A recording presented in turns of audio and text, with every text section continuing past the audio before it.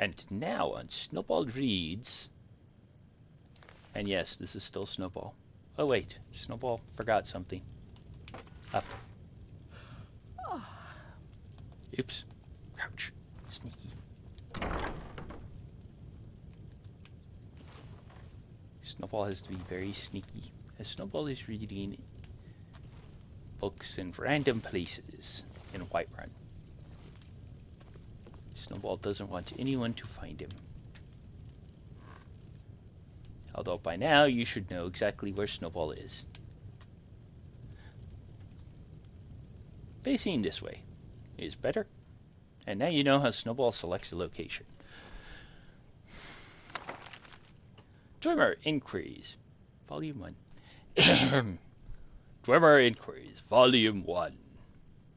Their Architecture and Civilization by Thelwell?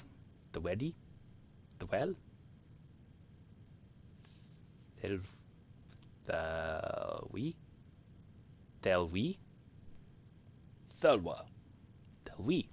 Thelwi Gihlin Scholar. Thelwi Gihlin Scholar. Galen? Ghellein. By this guy. Oh no, Snowball's not reading the Dwemer part because Snowball has no idea what that says. Because Snowball is not a Dwemer, Snowball is a Khajiit. It has been my life's work to investigate the Dwemer, their dubious history and mysterious banishment. My goal with this text is to share my findings and conclusions based on 80 years of spent studying. Why do I keep saying of? I've lost my mind. My goal with this text is to share my findings and conclusions based on 80 years spent studying their unique architectural remains. The migration of the deep elves from their ancestral Dwemereth, now Morrowind, is generally accepted fact. Recorded history supports this, specifically mentioning the Rorikins clan, Rorikins clan's refusal to join King Dumak in the forming of the First Council and their subsequent exodus to Hammerfell. The architectural premise is also sound, as the buildings' habitats of the dwarves adapted and changed, albeit slowly and in subtle ways over time, and land. Over time and land. I propose that some of these differences are stylistic as well as practical. Traditional viewpoints suggest that Vvardenfell Dwemer were the most prolific of their kind.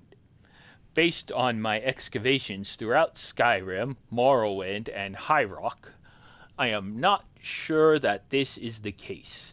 While Vvardenfell is almost cluttered with dwarven ruins poking through the surface of the landscape, the construction of these ruins is fundamentally different from the majority of what I've observed elsewhere. You observed them in elsewhere? Snowball is curious now. Further, as we delve into Vvardenfell ruins, we notice that their internal structure is quite different. While major civic and operational chambers are found near the surface in a Vvardenfell ruin, that is not typically the case in the mainland minor passageways, and storehouse rooms are near the surface. But more important locations don't occur until we explore much deeper. Because such major locations are well hidden in Dwemer ruins outside of Morrowind, many scholars believe they were in fact not present in the ruins outside that province.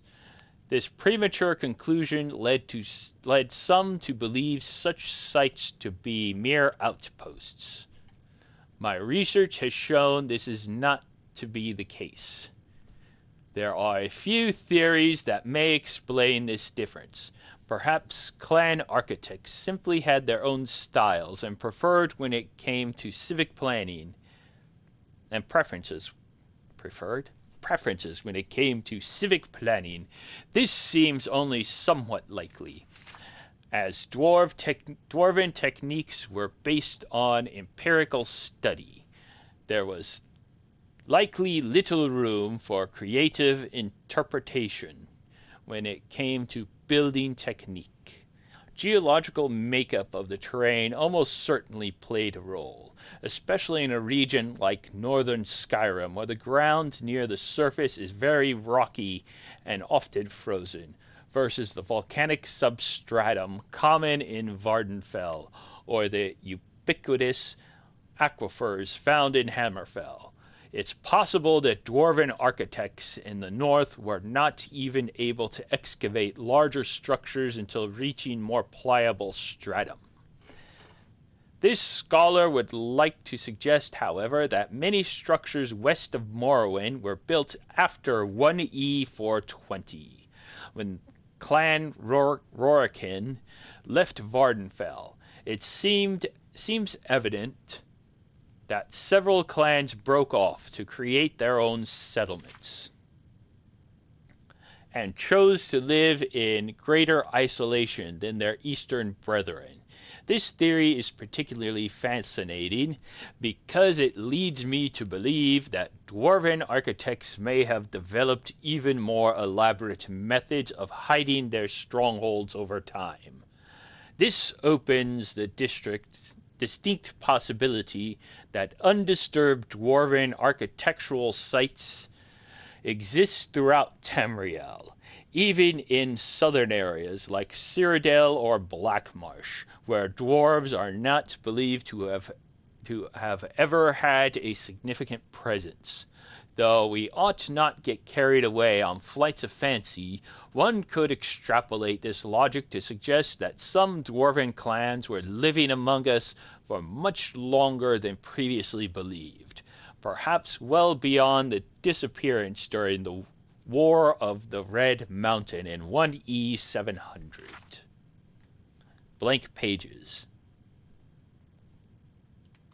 Why does this one have blank pages? Snowball doesn't know. Snowball will see you in the next one. Have a good day. Bye-bye. Hey, Lydia, we have to sneak into another part. You think another house or somewhere else in here? We'll figure it out later.